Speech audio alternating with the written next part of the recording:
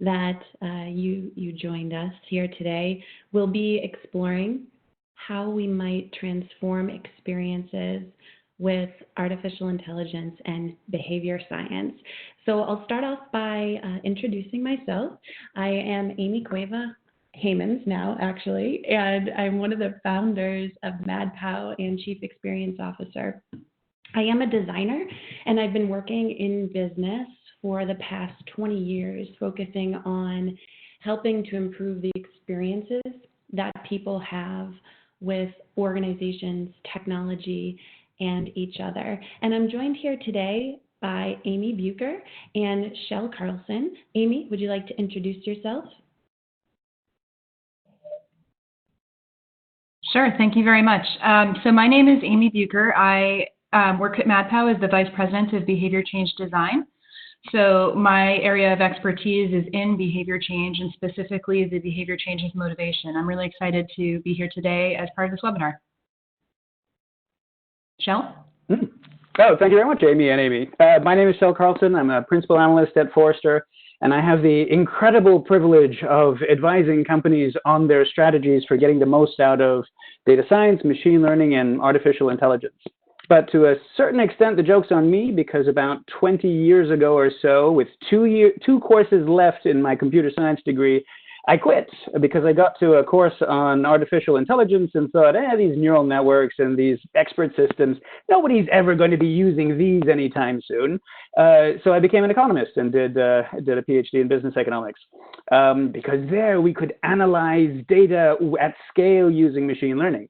But now I was very right about my assessment of AI for about 10 to 15 years, and then extremely wrong. But so it's my great pleasure to be speaking with you about this as well. Awesome. So I'd love to set the stage here today. MadPow is a purpose-driven organization, and we focus on leveraging strategic design and the psychology of motivation to create innovative experiences and compelling digital solutions that are good for people and good for business. So basically, we're pursuing purpose-driven design, and that means defining virtuous circles where business impact and social impact are both achieved. We are designing the future now. We're setting out to imagine, design, and deliver that future. And it starts with, of course, modernizing digital experiences, enabling digital first and digital only experiences, maximizing the throughput of high volume flows, and perfecting self-service and reducing calls to the call center. Self-service and digital experiences are extremely important, as we know right now. But we're also focused on looking across the ecosystem of interaction, improving the experience at every single touch point, understanding deeply the context of the people we're serving. What do they value most? What are their obstacles? What are their jobs to be done? And what would a better journey, a better service experience for them be like? And finally, phenomenal digital experiences and phenomenal service experiences, they hinge on behavior. How might we improve outcomes?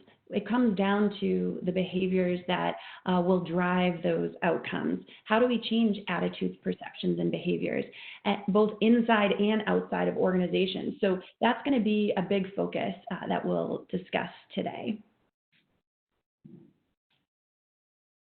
And when we're looking at behavior, we have depth of experience applying behavior change theory, techniques, methods, tools in health and well-being, for example, in the prevention of disease, in care seeking and adherence to treatment, in the delivery of healthcare, in successful clinical trials, and in finance, looking at financial inclusion, looking at financial well-being, looking at the attainment of gainful employment. And of course, all of these things are so important right now. We're very busy. And in organizations, we're also looking at customer behaviors that can fulfill business objectives. And from an employee perspective, how do we, what behaviors are going to empower a culture of innovation, collaboration, engagement, safety, and performance? And in preparing for the webinar today, I sort of reflected a little bit about my perspective on artificial intelligence, and I have to admit I've been a skeptic of AI, which is odd for a designer in the technology space. But it's because empathy drives everything I do, and it's in fact one of the core principles at MadPow, because it's essential in understanding the people that our clients serve and establishing better experiences for them. I also resist silver bullet thinking, knowing that not one piece of tech thrown into the ethos will solve all of our problems. I also know that relationships are extremely important. They're the most important. They're the currency of business, and they nurture our human souls. It seemed that early pursuits of AI were focused on replacing humans, and that notion was ridiculous to me because as AI became, even as AI became more and more human, I knew that they sort of never would exactly hit the mark. And in fact, I feared a dystopian future where AI would be replacing jobs and forcing us into a machine-like existence, and one that was socially isolating. But then I realized that AI is designed for humans, by humans. It enables us to funnel our hopes and our knowledge into great pathways of possibility. And these pathways are capable of affecting millions of people at scale. And recently, thanks to Amy Bucher and her recent keynote at our Health Experience Design Conference, I tried a chatbot called Wobot. And this chatbot offers a conversational approach to cognitive behavioral therapy, and it's noted as a self-care tool. And I truly was astounded. I had conversations with Wobot specific to the challenges that we're all facing in this COVID world. And this Wobot made me laugh. The Wobot made me cry. I felt the Wobot was there for me when I needed it. And it was a revelation. And I thought about it and realized, people are behind Wobot, experts who are thoughtfully considering context, psychology, ethics, impact, people who are extending what's in their hearts and minds outward to affect many more people than they would be able to affect as individuals in their day-to-day interactions. And this, to me, is the promise of AI. We can create a more positive future for people by designing it with them and with this deep understanding of behavior and context that Amy and Kjell are going to talk about today.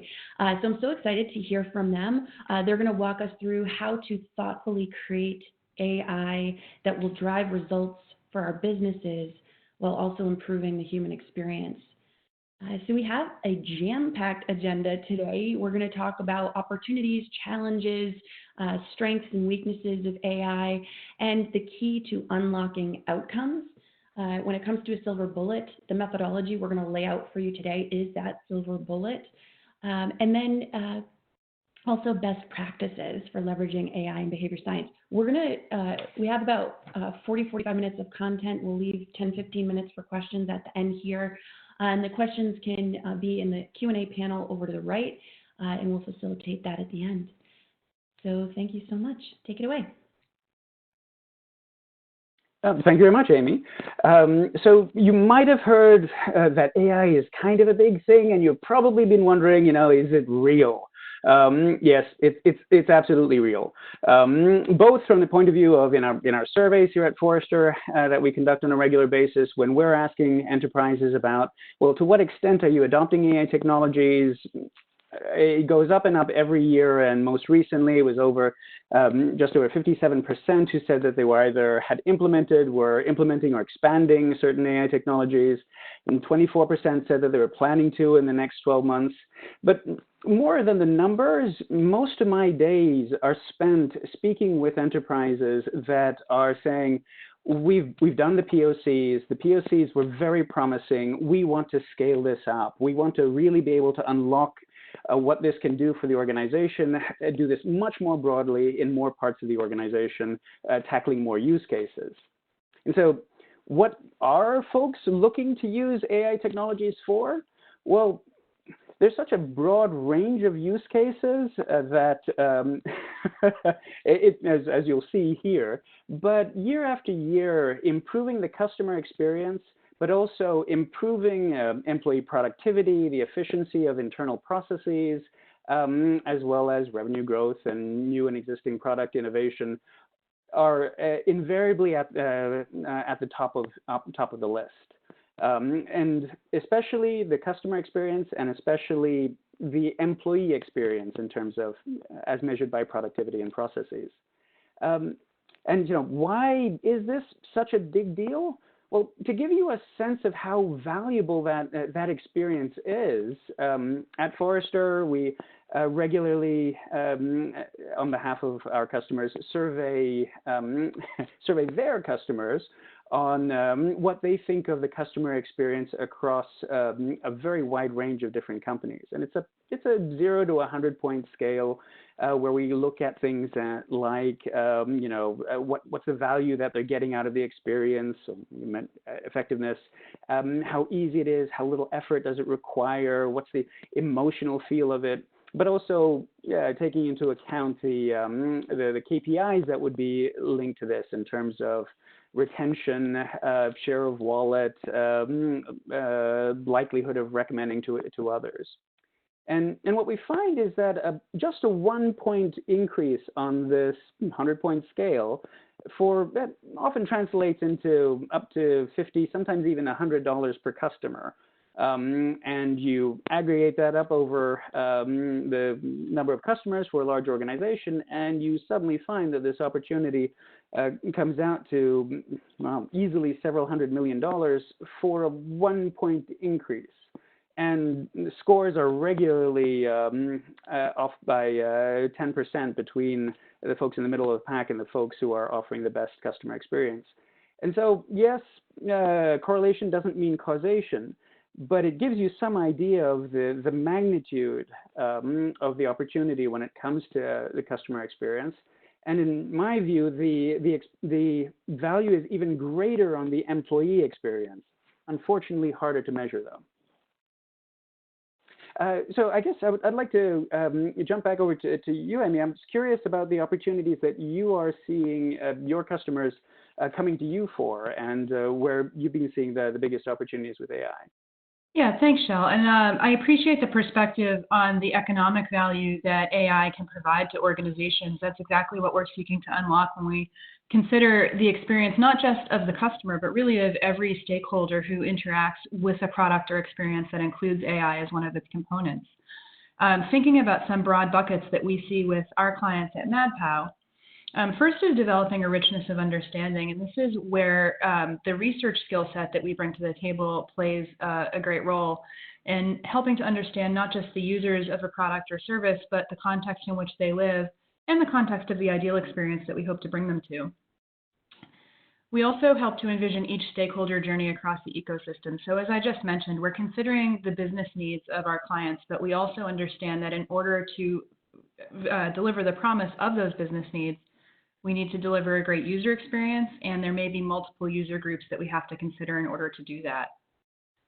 We also try to engage people not just through digital tools, but also through the experiential support. So that's something that Amy talked about in her introduction. We know that digital tools can provide wonderful support, coaching, and service, but often they need to be embedded within a larger service context, and all of those pieces need to work together in order for the experience to be at its optimal. And then lastly, we think about design as a transformational process. And you'll notice as we share some of our learnings and some of our case studies that we use a lot of language that hints at this. We talk a lot about journeys. We talk about change. And that's deliberate because our stakeholder groups have goals that we are hoping to really transform the experience to help to meet. We're really not as interested in incremental changes as we are in rethinking how we can deliver an incredible experience. So underlying all of this is that commitment to understanding people. This is really the linchpin on which everything rests. So specifically, we look to perform research at each stage of the development process. I'll talk a little bit about what some of that research might look like, but we try to understand at the outset what our audience current state looks like and what their needs look like. We use research when we are ideating our solutions in order to ensure that the ideas we're coming up with fit the context and the need. We then test the ideas in the prototype stage to make sure that they're usable and useful. And then finally, when we deploy them, we want to make sure they're effective so that we can iterate and maximize. We really try to think about the customer view as holistically. So we're interested in everything all the way through onboarding to continued use and maintenance to graduation. And again, we're really taking that view that it's not just about the technology, it's about the entire experience. So we have this heavy focus on research because the pitfalls that we tend to see when AI is used are actually not coming from the technology. It's not typically a technology issue. It's usually an issue that somehow stems from not thoroughly or accurately understanding the users. The 4 book covers that I'm sharing here, these are books that I recommend because all 4 of them touch on what can happen when you're using data that is coming from a place of a lack of understanding, whether it's that the data is wrong or that it was collected in a biased manner, or that it's no longer accurate to describe the population you're describing for. That will lead to an AI solution that is not achieving its objectives. And so that's why it's very, very important to always go back and lay the groundwork of understanding with all of your user groups when you are considering using AI as part of a solution. So as this emphasis on research implies, anyone who has done research knows it is not a fast or easy process. There's a lot of effort involved in unlocking the promise of AI and customer experience. So I want to share it back to Kjell to share some data about the key challenges that he is seeing with his customers. Absolutely. And I guess I don't want this to sound all doom and gloom. So the good news to counteract what I'm about to say is that there is so much low-hanging fruit that the opportunity for improvement is enormous. But that being said, frequently my role feels just as much as a counselor as it is as a consultant. When I'm talking to data scientists and going through the frustrations that they're having, folks who see the incredible opportunity with the technology, but are struggling to go in and enable it to fulfill its full potential. In our surveys, when conducting folks about the challenges that they're facing, they fall roughly into these 3 categories. It's like we're not really sure about what the ROI is. There's a large opportunity cost. We're not sure how or where to apply in our business. These are we really don't know what the right problems are that we should be tackling. There's challenges around the lack of skills and the lack of data, and certainly the quality of the data or the information architecture in order to deliver on an AI solution. This is we don't know how to do it category. And obviously a big concern on the trust side, whether that be security threats, privacy concerns, employees being worried about it taking over their jobs, or concerns around the ability to govern these kinds of solutions. And the exciting thing here, and we'll get to this a little bit later, is the degree to which so many of those concerns can be alleviated when you take that human-centric approach. When you start with the customer or when you start with the employee, it becomes much easier to identify, well, what are the valuable problems that we should be going after and what we would do about improving those. When it comes to the skills that are needed or the data that's needed, it becomes much easier to go in and build those skills and acquire those skills in a targeted fashion and acquire the data that you need. And on the trust side, when you're starting with the human and when it becomes very clear how this becomes an improvement for the employee, the customer, and really it becomes a win-win for everyone, then a lot of those trust issues fall away remarkably quickly. Indeed, I've been seeing these successful AI solutions that have that approach when they're developed actually become even recruiting tools. I've seen oncology nurse navigators, oncology nurses recruit other oncology nurses by talking about the AI solutions that they have and how it makes their job so much better.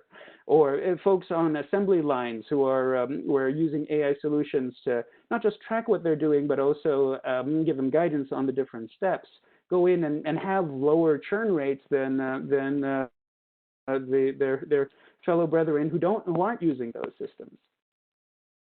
But that being said, there are these whole host of challenges that folks face in every AI project, whether that be about, as we mentioned before, not having the data, not having the talent, not having the tools or the infrastructure that you need, even if you do have a data scientist with access to data.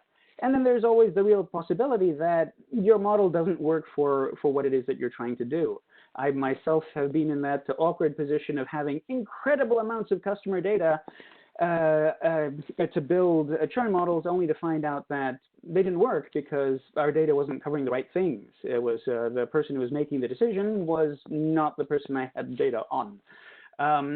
But invariably, there are other near-lying problems that you can pivot to instead, and but frequently, data scientists will solve what the problem that the data can solve well, and not what's necessarily what the business needs. So usually there's a lot of wrangling there. And then there's a big gap in getting it operationalized. But above all, the saddest thing that I see is when it makes its way all the way through that process. You've built this model that works well for the end user, but it's got no way of getting into the hands of the end user. Or it does, but it's so misaligned with what that user understands or with that user's workflow that they never adopt it. And yes, there are projects fail at every step of the way, but you can overcome most of these. And usually the biggest challenges that I see anecdotally and that come up in my survey, folks usually say that actually the building the model, even getting hold of the data, that's not really where the biggest challenge is. Usually it's at the beginning and the end of this life cycle. It's knowing what to go after, getting the relevant data around that, but then above all, connecting it that last mile to the end user. Because again, usually there's so much low-hanging fruit that anything that you're doing to infuse those decisions or those actions with artificial intelligence leads to an improvement. But if it doesn't align with the job that an individual needs to be done, it doesn't matter if it was the best solution on earth. So here, though, it's very difficult to talk about AI and best practices with AI without tackling the elephant in the room of, well, so what is AI? I have a set of 7 myths of artificial intelligence that I find helpful for folks. And number 1 on that one is that there is a technology called AI. There isn't. AI is a broad range of different technologies. And often I find that part of the problem in enterprise is that, whether or not you're a detractor or an advocate of AI, usually both of those groups are right. They're just talking about different things. And they don't have a vocabulary or way of moving beyond that. What I found most helpful, rather than think of aspirational definitions of AI or that the computer science definitions of AI, is to take a very pragmatic view of it.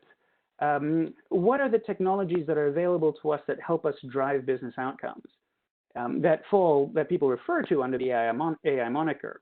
And there you quickly see that they fall into 2 categories. One is on the insight side, being able to extract information from data much more effectively. And here, there are a lot of technologies that we've had access to for years and years. Traditional applied statistics and data mining, cognitive search, knowledge graphs. We've always had access to these, and really we all know that we should have done more with them. And the opportunity is even greater now because we have the data, we have the skills in a way that we didn't previously. But clearly the biggest thing that has happened in the AI space is the degree to which deep learning has become commercially feasible at scale. And if you're not familiar with these, this is artificial neural networks. And neural networks are not new. They were invented in the 30s, 40s, and first implemented in the 50s. But it's really been that we now have the computational horsepower, we have data at scale, and we have a critical mass of scholars and frameworks that help us leverage these and democratize these in a way that is new circa 2012 or so.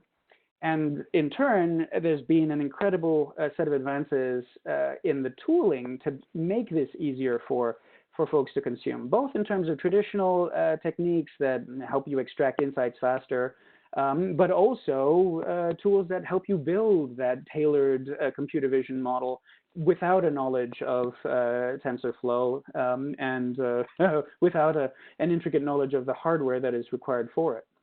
But the other aspect of AI is on the action side. And here, many of these technologies have been around for a really long time. It's just that they become so much more powerful when we combine them with these new data-driven insights. My apologies if you've heard me speak before. I usually talk about chatbots and how, we've had chatbots for decades and decades. It's just they were useless until we had deep learning-based intent recognition, because unless you use the exact syntax and the exact vocabulary, it wouldn't know what you were asking for. So chatbots were limited to a very rarefied set of people who had learned how to communicate with the chatbot, versus AI enabling us to turn this on its head and say, no, now we can understand people better and by being able to understand that rich variation in the way that folks ask for certain things. So I would like to highlight the advantages of AI are both on the understanding side of the equation. Yes, there are ways that AI can identify things in data that we as human beings, even the most expert human beings, can't identify.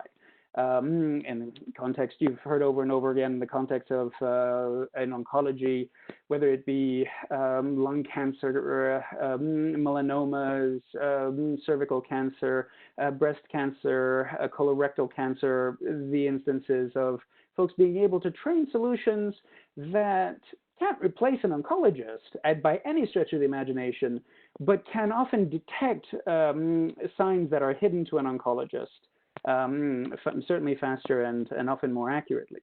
So it's not just the depth of those insights, it's also just our ability to scale them.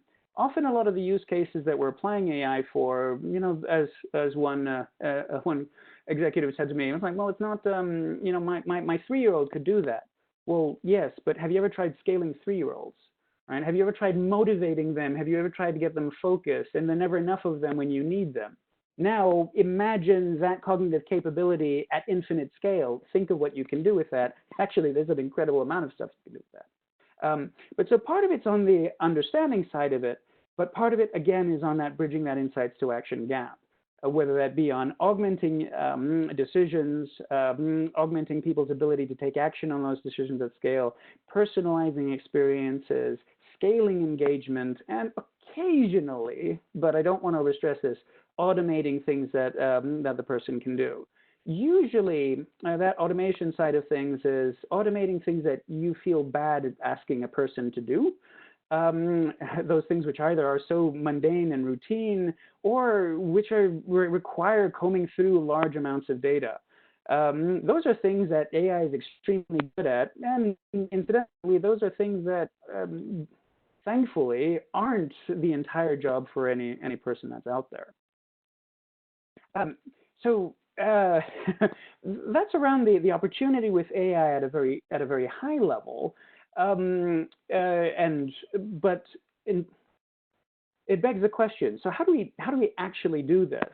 And again, where rather than listening to me, who, yes, is a practitioner, but spends most of my time talking with folks about the best practices at a high level, it would be great, again, Amy, if you want to share some of your hard-won learnings from the trenches about what actually works. I think that would be even better.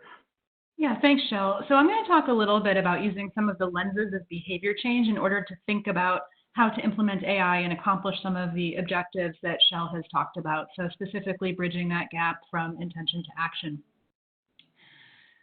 One of the things that, as you can probably tell by now, we try to do is prioritize experience principles when we're thinking about the design. And the key point I'd like you to take away from this slide is that when we are designing AI models, we can actually bake theories of behavior change into the way that they work.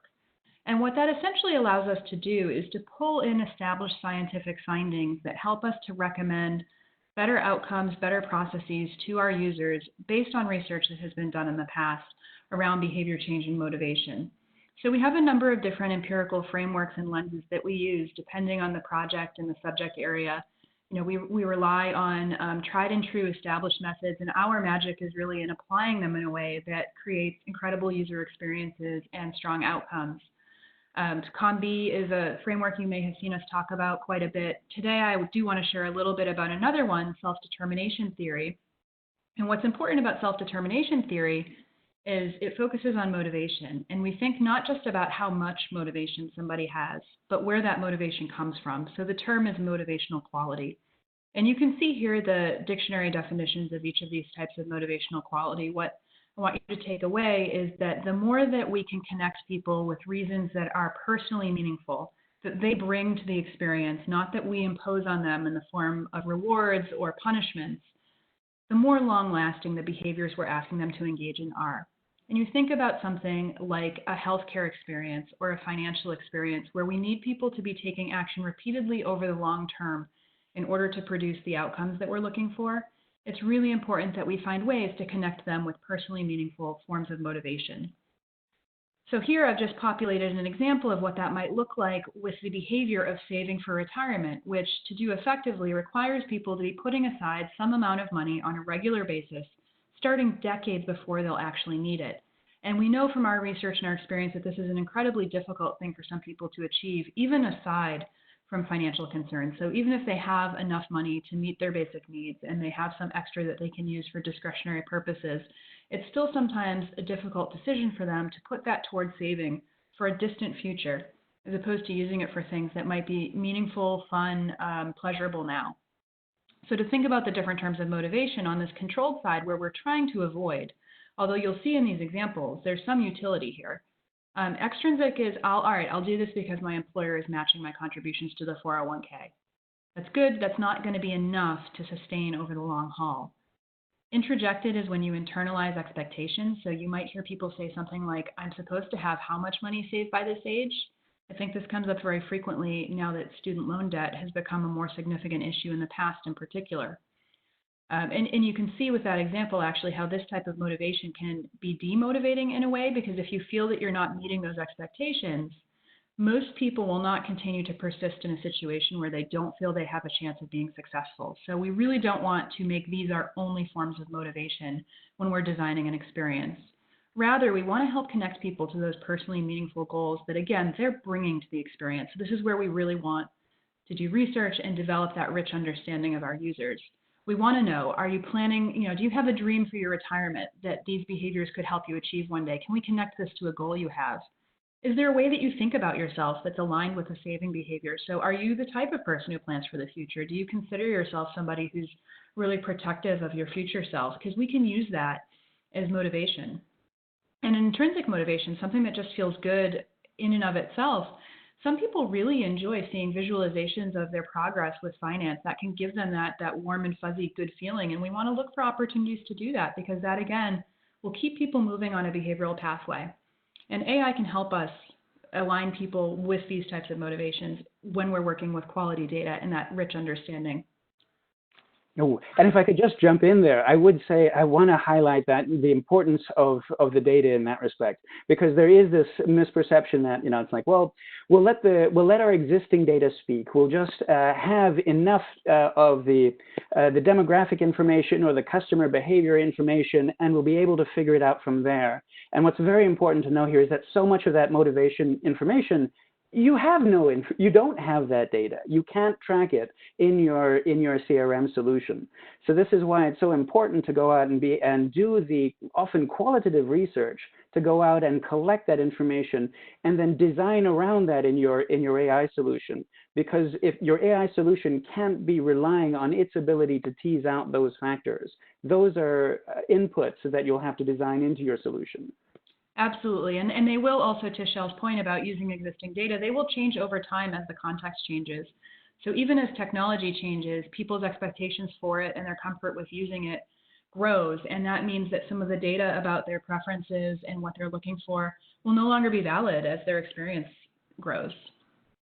When we're designing these experiences with AI in order to get people to more autonomous forms of motivation, there are three things or three buckets of considerations that we can implement in design. And I'm going to talk a little bit in a moment about some case studies that use personalization. And I want to tee it up by saying that personalization can support all three of these basic psychological needs that are common among all human beings. This is a cross-culturally validated model.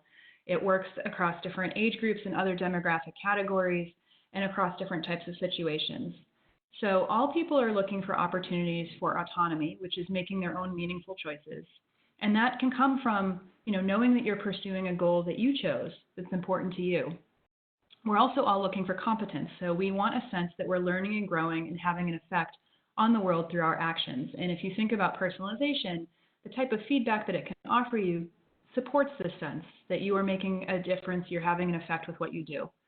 And then relatedness refers to our human need to feel like we're part of something larger than ourselves. And personalization can offer that sense of really being seen and understood by another entity, and it doesn't necessarily need to be a human entity. We're so hardwired for this sense of connection that we can actually have the response to technology fully knowing that it's technology.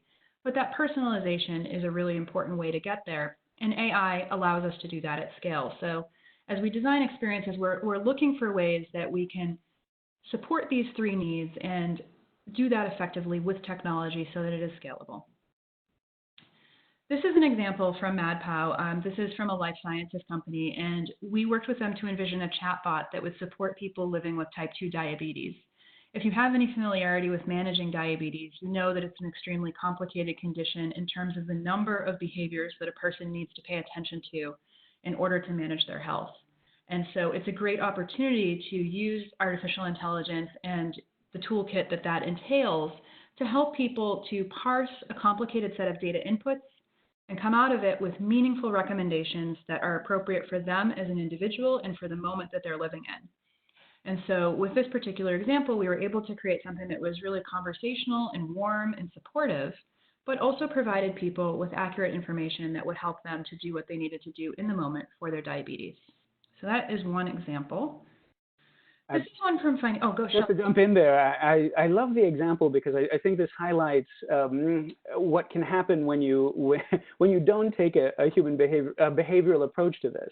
So as a former data scientist, what I would have done in creating a solution for myself to help give me advice on what I should do in order to be healthier, almost certainly I would have designed a solution that would have told me that I need to exercise more and stop eating junk food. Great. How many of us don't know that we need to exercise and not eat junk food? What we need is a tool that can help us actually achieve that outcome of that when I'm faced with junk food, I will not eat the junk food, or it'll effectively convince me or prompt me at the right moments to go and exercise. And I think that highlights the difference of what you're creating here. If you'd taken a traditional data scientist approach for this, it would likely just have told you some insights that your doctor would have told you. But by providing them in context in a way that nudges a person towards the behavior that will help them manage diabetes better, that's where unlocking the value of AI is here. Yeah, and to that point too, it's also about providing the aha. So you're right, Kjell, people tend to know the top level health advice. They understand at the basic level what it is they should do. What AI can offer and where people can really get those insights is the specific application of what does that advice, what does this data mean in your context. So when you provide that in a really contextualized way, then it's more likely that people will find it interesting and take action on it. This is an example in financial services. We just wanted to provide a cross-industry type of view into our work. We put together a solution for Walmart for their associates. So most of their associates are hourly. They don't necessarily receive a regular paycheck because their schedules may vary week to week.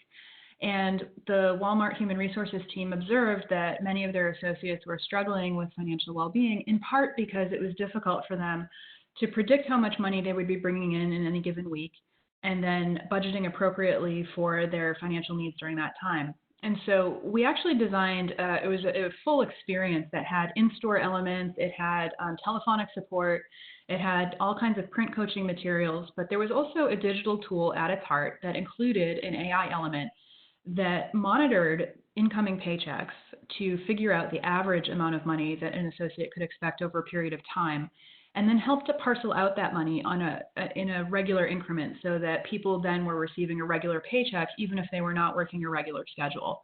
And so it's a way to use AI to actually change the experience in order to offer people some more stability and help them with their planning. So there was some understanding that had to happen there of how people were thinking about their money and then how they were managing their finances. And ultimately, this is still in progress, but in the early pilots, we've had over 80,000 associates participate in this, and there's been over $30 million that have been moved through this system during the pilot period. So, so far so good, and we're looking forward to seeing more results from this.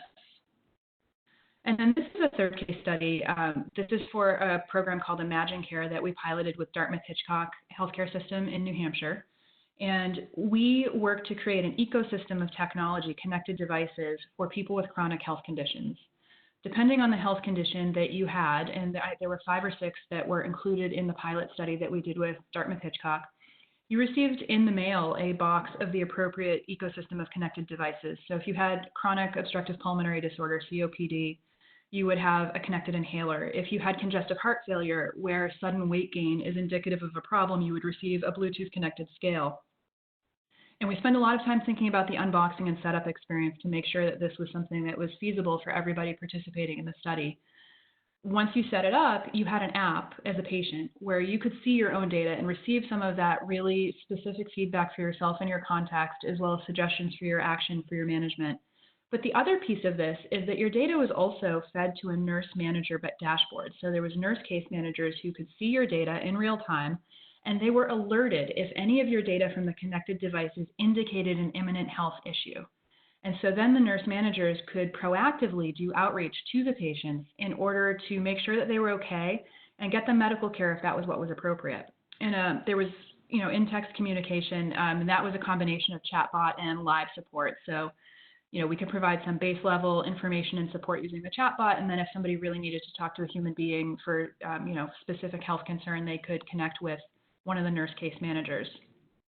The outcomes from the pilot were very good, and what we specifically saw was a 20% reduction in the total cost of care, primarily driven by reduction in emergency room costs. So what we were trying to do with the intelligence at the center of this solution was predict when a problem might be about to happen so that we could proactively intervene and get people, first of all, if they intervene earlier, they are more likely to have a good outcome to recover from the incident. But secondly, it's less expensive on the system because they're not using emergency services. They are going in a more planned fashion to the hospital or to the provider and getting the care that they need. So we saw an associated reduction in cost of care here to $298 per month. The thing that's really important, though, that I want to highlight, that I care the most about as a behavior scientist, is this 95% satisfaction rating. And the reason why this is so striking to me is that we were afraid that there would be sort of a big brother element to this system. We know that people have something called algorithm aversion. So this is now an established term in behavior science. People are wary of machine learning, of artificial intelligence. We have this innate suspicion that it's not going to provide us with something that's as personal as another human being, even though we also simultaneously understand that an algorithm can be more accurate, often is more accurate than a human being. It's not subject to the same sources of cognitive bias. What researchers have found is that when you're designing experiences that have AI involved in them, it's important to look for opportunities to add in that human element and avoid the big brother effect so that you can get to that 95% satisfaction rating. And you can see with the Imagine Care example, we did have the nurse case managers involved to provide some of that human support. Some of the things that live experts who are part of the overall system can do are, first of all, provide rationales for recommendations. So they can just provide that reassurance, that explanation of this is why you're seeing what you're seeing.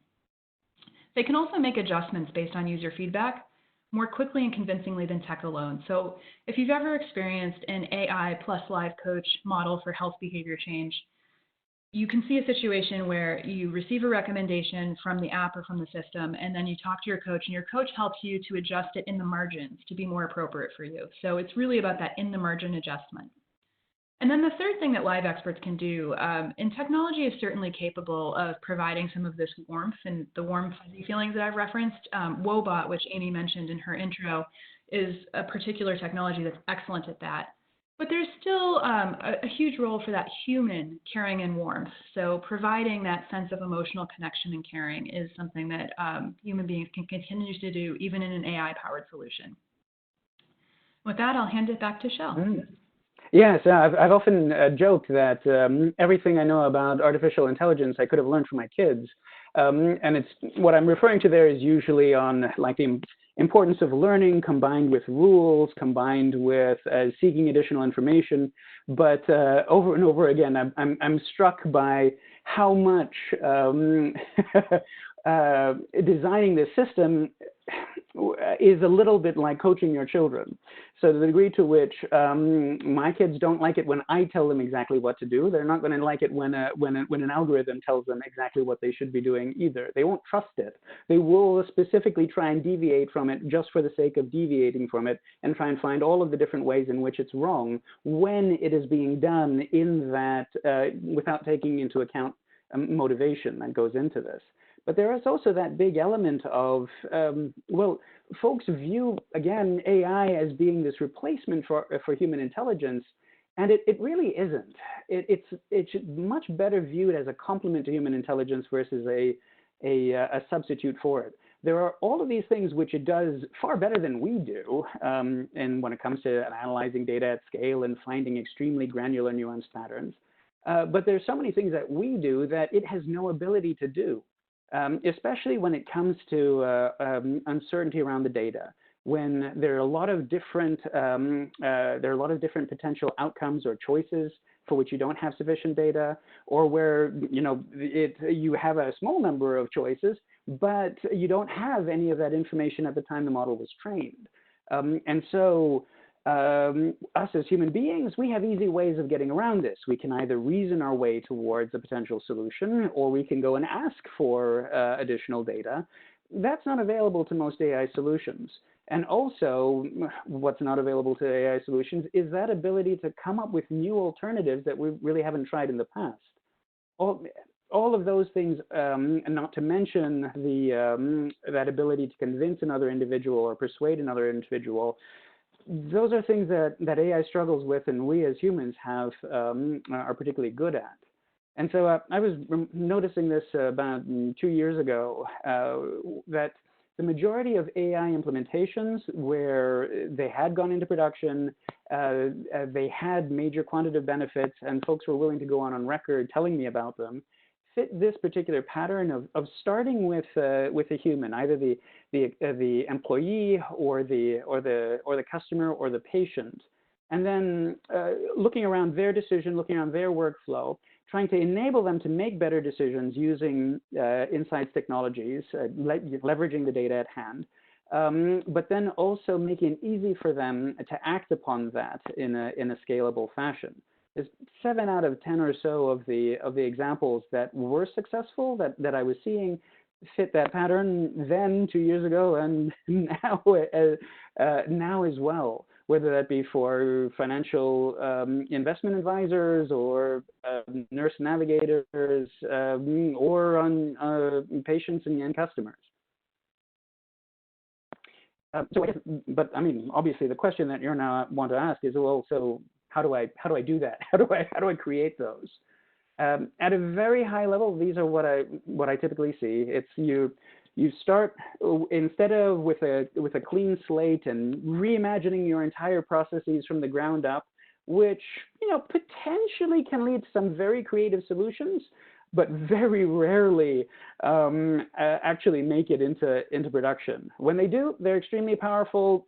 They happen very rarely just because the change management involved and often the technological difficulties are just so large, let alone the adoption barriers. There's usually an element of driving quick wins with automation. If there is a particular actions, particularly when it comes to like data entry or data collection that an individual needs to be done, often you can drive immediate business value by automating those, but it also gives you an opportunity to collect structured data, which you can then use to augment those valuable decisions along the way. Ideally, you do this in tandem and build a virtuous cycle of this whereby you're continually adding to delivering value and thereby increasing the stakeholder buy-in, increasing adoption, and pivoting towards greater and greater value. Hard to do this on your own, though, both on the skill side of things, but also the change management can be very difficult for organizations to do internally because there's nobody who feels like they've got authority to go in and bang their heads together and be that coordinating point. And if they try to be that coordinating leading point, others view them with suspicion. So it's either it can be easier to get this be imposed top down with strong executive support, or to bring in outsiders who can, by virtue of being an outsider and by virtue of having seen this and done this over and over again, often be more able to affect that change than the internal parties. Not always. If you have large capabilities in yourself, for example, if you're in healthcare and you have got a strong clinical improvement team, often they are a wonderful mechanism to drive these kinds of changes. But usually even they need help when it comes to the capabilities for developing these.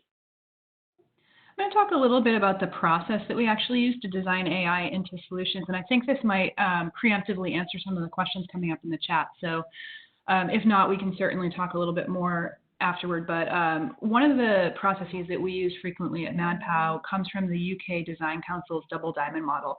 You can see here we've added a third diamond, but essentially this is a model that alternates between times of divergence and convergence. So when we're in a divergent phase, we are basically collecting additional data or generating additional solutions. It's where we're broadening our thinking and trying to bring as much input into the process as possible. But then we alternate that with convergent phases, where we start to hone in on the information or the solutions that are most appropriate for our audience. So high level, this is how we think about it. We try to alternate between what I think of as brainstorming or open-minded phases, and then more synthesis or insight type phases. This is another really quick case study of an anticipatory experience that we built for a health plan client. The important thing to understand here is that the health plan members were very frustrated with the portal experience in that they would come and they would have a really specific task they wanted to accomplish, but there would be hundreds of options for them, and it was difficult to get to the right actions at the right time.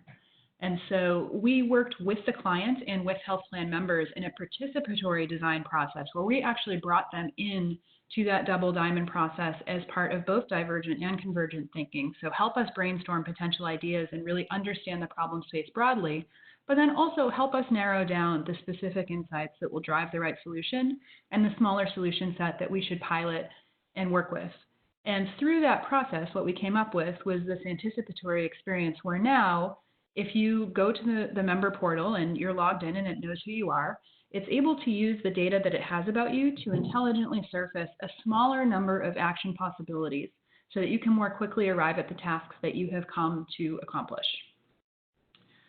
The way that we do this with clients, so I mentioned participatory design, we use a lot of workshops where we actually get into the room together, whether virtually or in reality. So even before COVID, we always did some of these virtually because for multiple reasons. It gets you a diverse stakeholder audience, but we also will do them in person when health and safety permit. And it's a chance to have that conversation and really bring that divergent and convergent thinking with the client together and collaboratively define what the opportunity and solution look like. And we do it in two different ways. So you can think of it as top down and bottom up, but we can either, first of all, start by thinking about the user and the journey. So really start from that rich understanding of the different stakeholders who will be part of the solution. And from there, layering in where AI can help solve some of the needs and address some of the gaps between the current and the ideal experiences. Or we can start with the AI. So we can start right away thinking about what an AI model might look like. Again, that's really based on the rich understanding of your various stakeholder groups. But knowing what data we have and what context people are operating in, what might a data model look like? And then how can we think about applying it in a way that allows people to achieve something that will drive your outcomes? So two different focuses, but they ultimately will get us to a similar place where we have thought about how to use AI in the context of a solution that achieves business objectives and creates a great experience for the people who use it. Very, very quickly, behavior change design is at the heart of MadPow. So just wanted to make the point that we do have a number of established processes and tools that we use. So I mentioned we draw quite frequently on established models, and our magic is in applying them in a way that achieves great user experiences and results. And we also have a number of publications. So we have our own established point of view as well that's out in the world. So please, take some time if you're interested and look through some of those assets and get a sense of what we're about from a behavior change perspective. I know we only have a few minutes left for questions, so I wanted to get to this point and at least take a few. Don't forget to mention your book, Amy. Amy just released a book on engagement. It's fantastic. We can get you a copy if you need one. You did answer most of the questions coming in there. I do have a question about, of course, if we want AI to be successful, we need to be crystal clear on the outcomes we're looking to achieve and what are the leading and lagging indicators. If for folks tuning in here, if they already have some AI, in flight or designed or developed, and there's sort of a sinking suspicion, this isn't as great as it could be. What's a good recommended first step? What can folks do? I mean, Amy, you laid out, how we can engage sort of at the foundational level to get things going in the right direction from the get-go, but how do we sort of reorient or get it back on track if we sense it's off? Yeah, so I mentioned that we try to do research throughout the project development lifecycle, and that feels sometimes to people like a costly endeavor to build the research into the process, but it actually ultimately can be very cost saving for exactly what you just described. Because if you are in a situation where you've decided on a solution and you have a sense that it might not be the right one, if you have planned for research with your users throughout the cycle, it gives you an opportunity to reevaluate before you've launched something. So you can basically staunch the bleeding. But I would recommend bringing people in to interact with the prototype, whatever stage your development is in. Get real user feedback. Have them talk to you about how it will or will not fit in with their life. You can also do participatory design around that. We've had some very successful sessions where we bring people into a room together, and again, that can be virtual, but have them interact with a prototype and go through some creative visioning exercises that help us to understand those deeper insights about what we might pivot to in order to make it more successful. I just second that taking that iterative approach is critical, because almost invariably there's uncertainty around what it is that the stakeholder actually needs or actually wants, or what will be effective for them. And usually they ask for one thing, but what they really need is something different, and they won't be able to tell you that until they see it. And similarly, there's uncertainty around whether or not you'll be able to get the data that you need, and there's uncertainty whether or not there'll be enough variation in that data, there'll be enough signal in that data in order to build a successful model out of it. And so you almost never know that up front.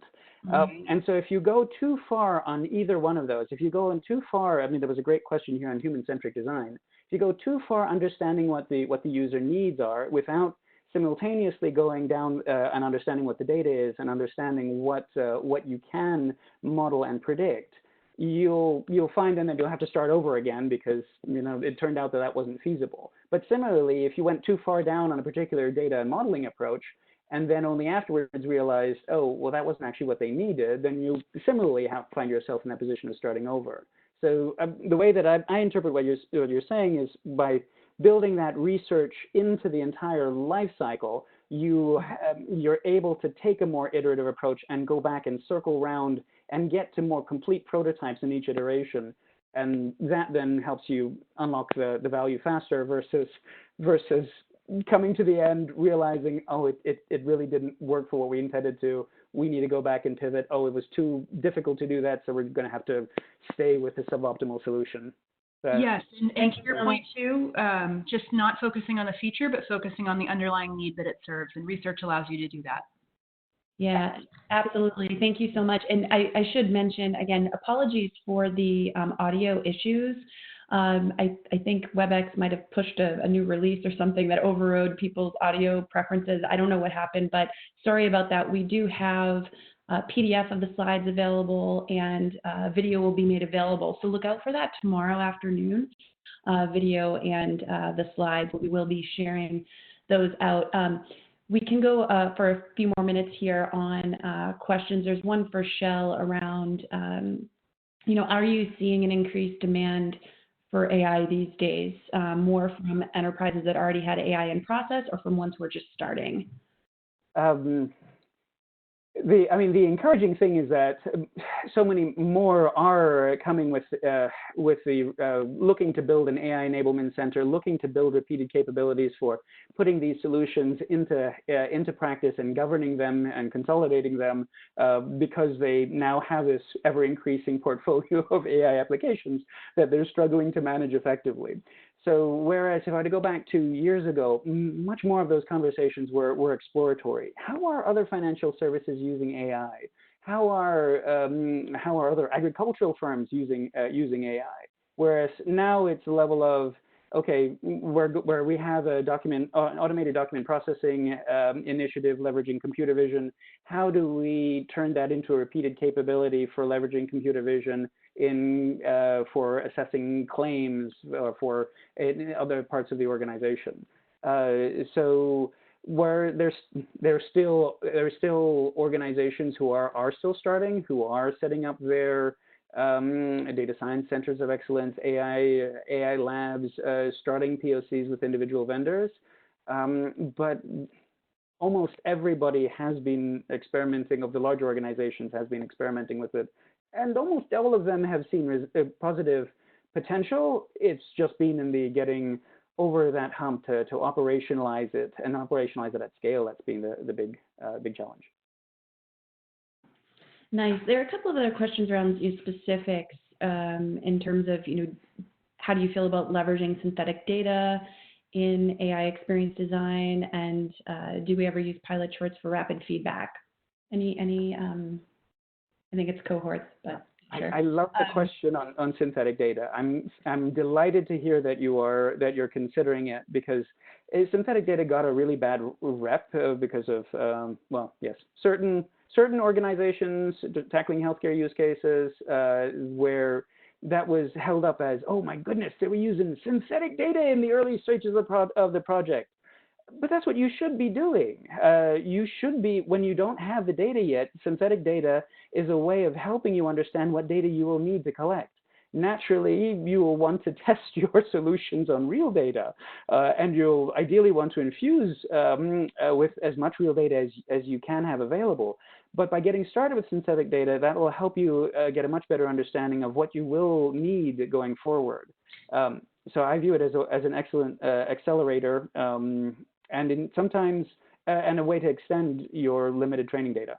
Yeah, and I'd like to add, it's actually an opportunity to test for your edge cases. So, when you launch something to the world, there will be people who use it who are not, they don't fit the expected boundaries of your users.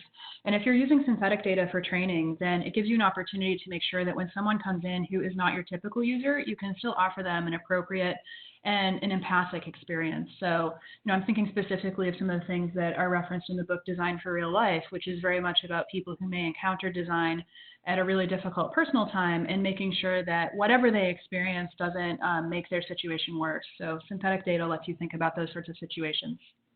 Yeah, and to add to that, there are case studies of organizations which didn't use synthetic data and thus had to try and get it all right from the get-go, deployed it, and their systems collapsed, the solutions didn't work, and really terrible things happened. Yeah, and the question was around, do we leverage cohorts for pilots? Yeah, I know at MadPow we have, so the Walmart example is one where we did that. We, carefully selected in conjunction with Walmart particular stores and groups of associates to be the first to use that solution, and then broadened out as, iterated and broadened out. So we didn't start off with the 80,000 people that we have now.